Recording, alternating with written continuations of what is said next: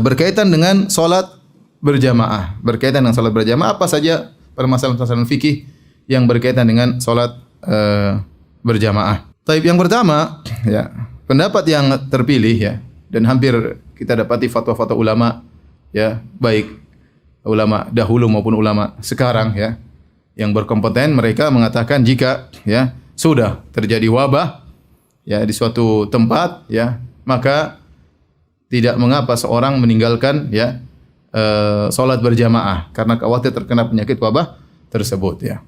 Tidak mengapa dia meninggalkan salat berjamaah, tidak mengapa dia tinggalkan salat Jumat ya, agar tidak semakin tersebar virus tersebut. Dia ikhtiar, dia tidak keluar dari kotanya, dia bersabar, tapi dia juga tidak mengantarkan dirinya pada hal-hal yang bisa membuat dia binasa ya. Tidak sengaja kemudian tawakal, saya pergi ke tempat pertemuan, tawakal ya, kalau Allah berkehendak saya kena penyakit, kalau enggak. Ya memang semua atas kehendak Allah.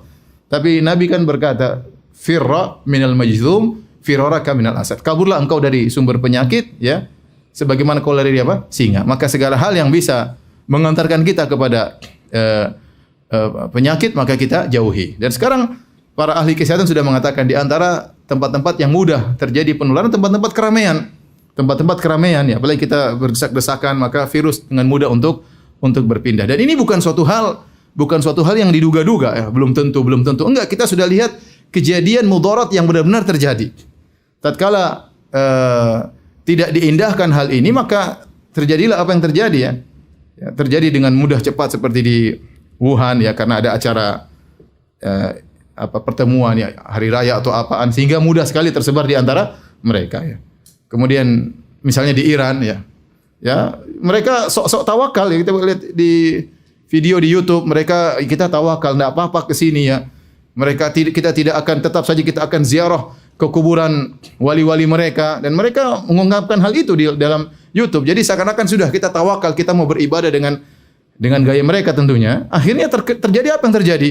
Ya, tahu-tahu ratusan meninggal, ya, ribuan orang terkena ya. Jadi maksud saya kekhawatiran tersebut bukan kekhawatiran yang mengada-ngada, bukan. Kekhawatiran yang benar-benar terjadi. Kalau kita lalai dan kita cuek aja, kita bilang enggak ada masalah, semuanya keluar, apa yang terjadi? Maka penularan semakin cepat, dan kalau sudah penularan semakin cepat, kita semakin sulit untuk menghadapi. Maksud saya, sebagian orang mengatakan itu kan hanya kekhawatiran. Iya, itu kalau mungkin di kampung kamu. Tapi kalau di Jakarta yang sudah dilihat oleh pemerintah, gubernur juga sudah bicara, mereka bicara omong kosong. Ya, mereka bicara asal ngomong saja. Mereka sudah melihat hal ini harus dikerjakan supaya mudah menangani penularan virus yang begitu cepatnya luar biasa. Yang begitu cepatnya luar biasa. Sampai sebagian pejabat sudah kena. Ya, maka jangan bilang ini hanya ketakutan. Ini kenyataan, bukan ketakutan ya. Bukan ketakutan. Maka kita disuruh untuk menghindar dari kemudaratan. Kata Nabi SAW, la dharar wa la dirar. Jangan seorang menjerumuskan dia dalam kemudaratan dan jangan beri kemudaratan kepada orang lain ya. Jangan beri kemudaratan kepada orang lain. Oleh karenanya pendapat yang benar ya, bahwasanya ya, berdasarkan dalil-dalil, seorang kalau khawatir terkena penyakit ya, atau khawatir menularkan penyakit ya, maka dia boleh tidak sholat Jumat dan tidak sholat berjamaah. Kita saja nggak tahu kita sedang berpenyakit atau tidak, karena masa inkubasi berapa? Dua minggu. Katanya sekarang virusnya semakin jago, bisa jadi masa inkubasinya bisa lebih panjang. Bisa jadi kita berpenyakit, kita sentuh orang, akhirnya kita beri mudarat kepada orang lain ya. Kita tidak apa-apa tapi dia apa-apa. Ternyata dia tua, kita sehat, virus tidak bisa melawan kita, tapi orang tua ini akhirnya meninggal dunia. Makanya perlu kerjasama rame-rame antara penduduk Jakarta, harus mengerti akan hal ini, memikirkan dirinya dan memikirkan keluarganya dan memikirkan orang lain. Memikirkan orang lain. Karena kalau sudah penularan sudah begitu luas, maka rumah sakit tidak mampu untuk menangani. Sehingga akhirnya banyak akan meninggal dunia berdasarkan pengalaman yang ada, yang sudah terjadi di negara-negara tetangga ya. Kemarin kasus seperti di Malaysia. Anda dapat berita bahwasanya banyak kejadian karena misalnya pertemuan di masjid. Bahkan ada berita datang kemudian sekelompok jamaah tertentu ya bikin pertemuan ya di satu masjid, 56 orang akhirnya ketahuan kena apa? Kena corona dalam sekali pertemuan ya. Jadi bukan perkara yang dianggap sepele atau hanya sekedar menduga-duga, kekhawatiran yang berlebihan. Bukan kekhawatiran berlebihan, ini kenyataan. Ini kenyataan. Taib. Adapun dalil menunjukkan bolehnya kita meninggalkan salat berjamaah atau salat Jumat kalau memang kondisinya sudah parah. Ya, dan saya rasa Jakarta sudah berlaku karena Pak Anies sudah berbicara, Pak Jokowi juga sudah apa? Berbicara ya untuk menganjurkan ibadah di rumah. Berarti kondisi sudah mereka sudah lihat suatu perlu untuk dilakukan. Di antaranya ya kita dapati bahwasanya kewajiban berjamaah bisa gugur kalau ada hal-hal yang menghalangi. Contoh hujan. Kalau hujan kita boleh tidak pergi ke masjid. Ya. Contohnya angin kencang. Para ulama dalam buku fikih mereka. Contohnya seorang sakit. Ya, seorang sakit. Dia tidak pergi ke masjid. Ya.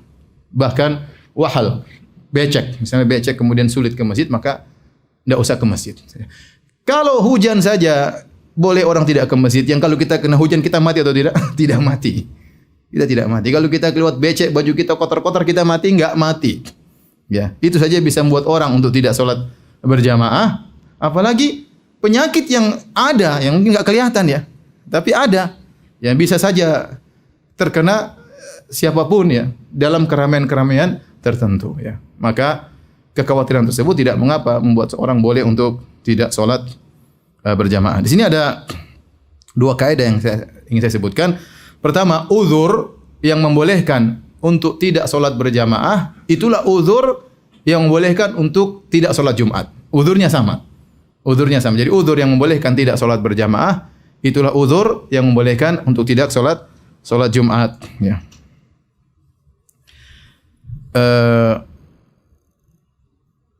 Dikatakan dalam buku Madzhab Syafi'iyah, a'dzarun fi tarkil jamaah ya a'dzarun fi tarkil jum'ah. Uzur-uzur untuk meninggalkan salat berjamaah dialah uzur untuk meninggalkan salat Jumat. Ya, fala tajibul jum'atu ala khaifin ala nafsihi. Maka tidak wajib Jumatan bagi orang yang khawatir tentang dirinya. Khawatir dirinya terkena kemudaratan ya. Entah mungkin ada musuh, entah apa, takut terkena penyakit misalnya. Au malihi, atau khawatir suatu keburukan menimpa hartanya. Wala alaman fi tariqihi matar. Demikian juga orang yang di jalan menuju masjid ada hujan, maka tidak mengapa dia salat di rumah, tidak harus salat Jumat dan tidak harus salat apa? Salat berjamaah. Wala alaman lahu maridun yakhafu dhaya'ahu. Demikian juga seorang yang sedang ngurusi orang sakit, dia khawatir salat Jumat nanti orang ini bisa tambah parah penyakitnya atau meninggal atau yang lainnya, maka tidak perlu dia salat Jumat. Ini yang pertama. Jadi uzur yang boleh membuat kita meninggalkan salat berjamaah, itulah uzur yang bolehkan kita untuk meninggalkan salat Jumat. Dua hal yang satu pembahasan. Kemudian kaidah yang kedua, uzur-uzur tersebut dikiaskan oleh para ulama. Datang dalam sebagian hadis misalnya karena hujan ya.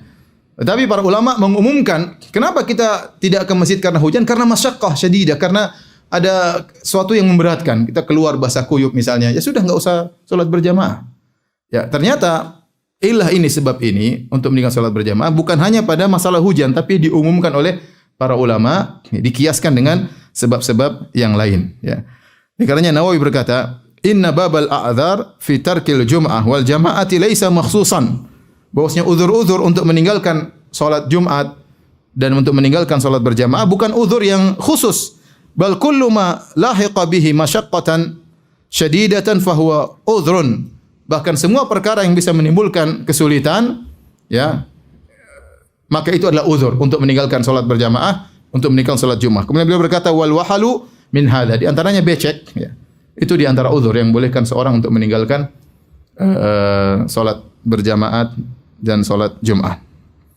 Maka ya, kalau hujan saja bisa jadi uzur ya. Kalau becek saja, kalau kita lihat misalnya sendal kita penuh dengan becek, kotor, itu saja bisa menjadikan uzur, apalagi penyakit yang bukan penyakit biasa. Ini penyakit yang bisa menimbulkan apa? Kematian.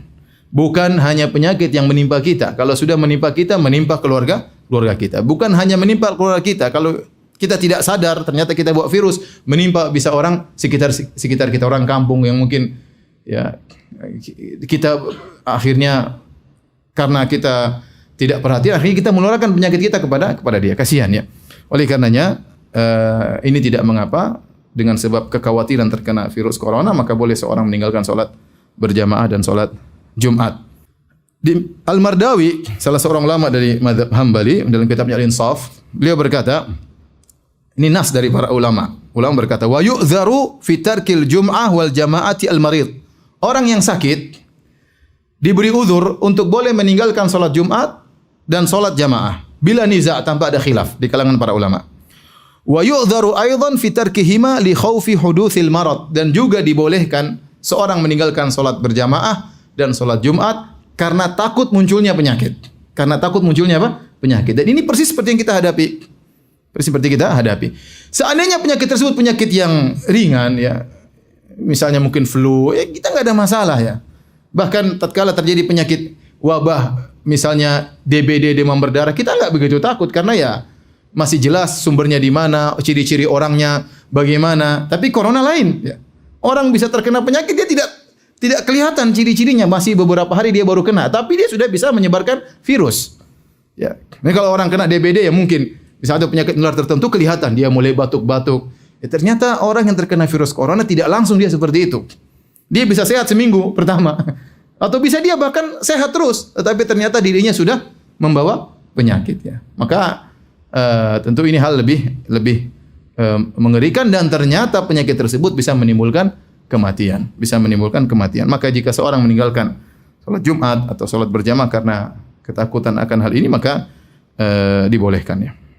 Demikian juga tatkala kita salat, sekarang prakteknya kita salat, terkadang kita paranoid ya, pikiran kita kita tidak bisa hindari ya. Misalnya saya ngisi pengajian terakhir malam Jumat kemarin di salah satu masjid di Bekasi, rame orang, lantai 1 rame, lantai 2 rame, lantai dasar rame.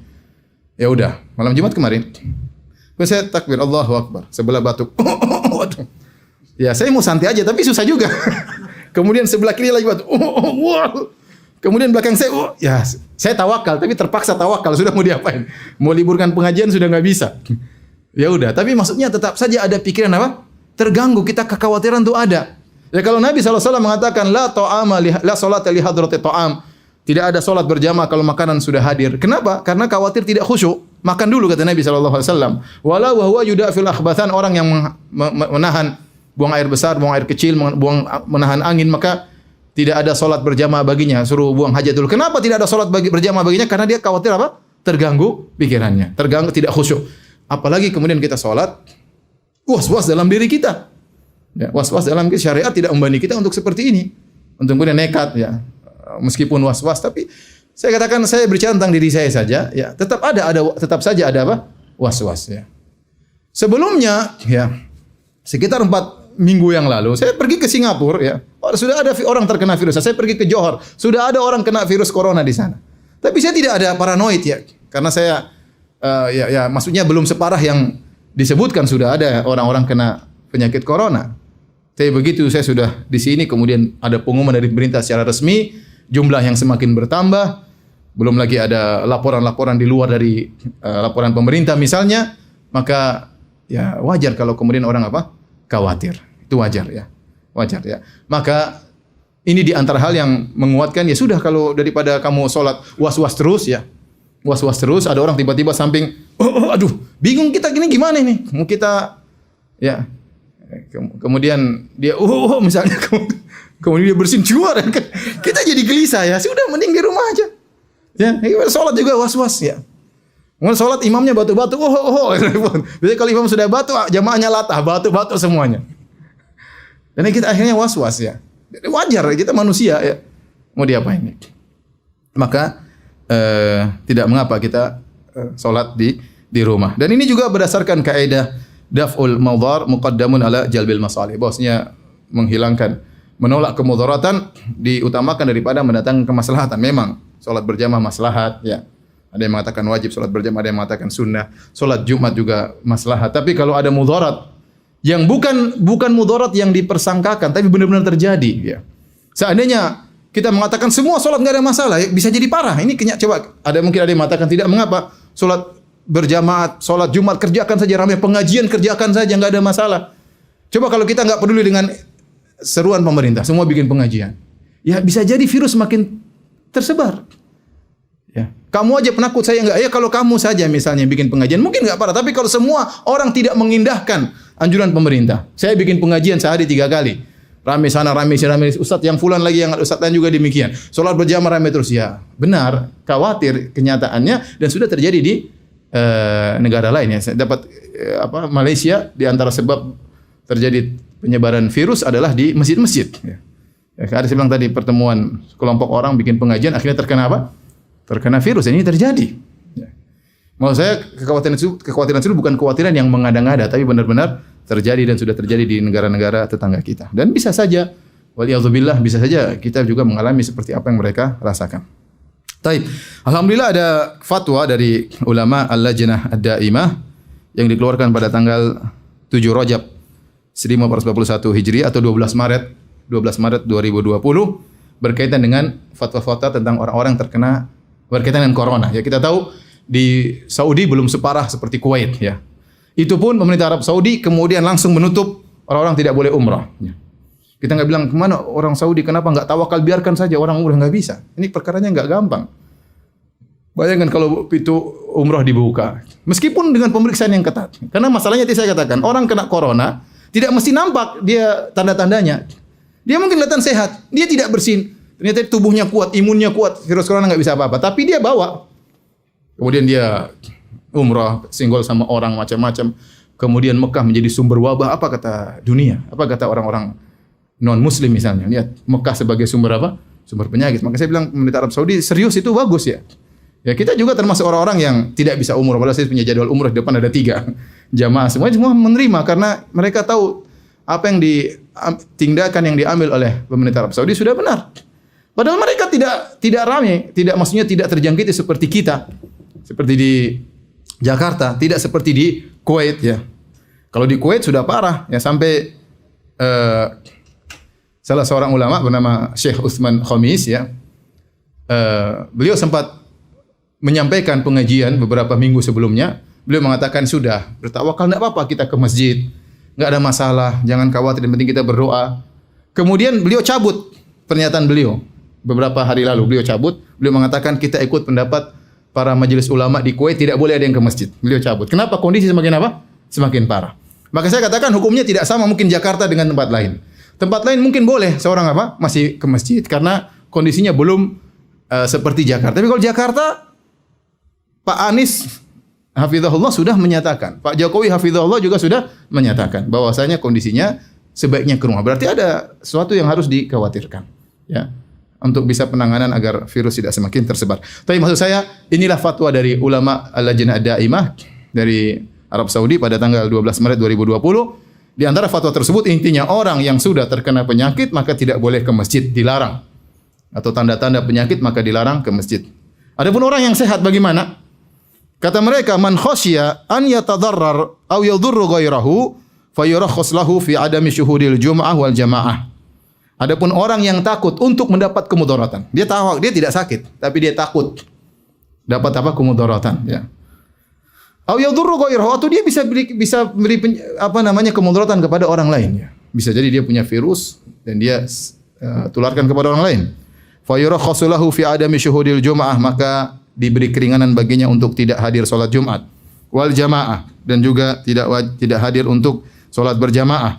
Liqaulihi sallallahu alaihi wasallam, karena sabda Nabi sallallahu alaihi wasallam, la dharar wa la dhirar, tidak boleh ada kemudaratan, baik memberi mudarat kepada diri sendiri atau beri mudarat kepada orang lain. Wa fi kulli ma dzukir idza lam yashhadil jum'ah fa innahu yusalliha zuhran 4 rakaat. Dan kalau seorang tidak hadir salat Jumat, maka dia ganti salat di rumahnya, salat zuhur 4 rakaat, ya. Kalau tidak salat Jumat maka ganti salat zuhur 4 rakaat. Ini fatwa terbaru dari Lajnah Daimah. Sementara kondisi Arab Saudi belum seperti kita. Tapi kalau yang ulama di Kuwait sudah. Karena virus sudah tersebar, ya. Sebagian orang Kuwait datang dari dari Iran, kemudian akhirnya virus tersebar dari jalan tersebut. Taib.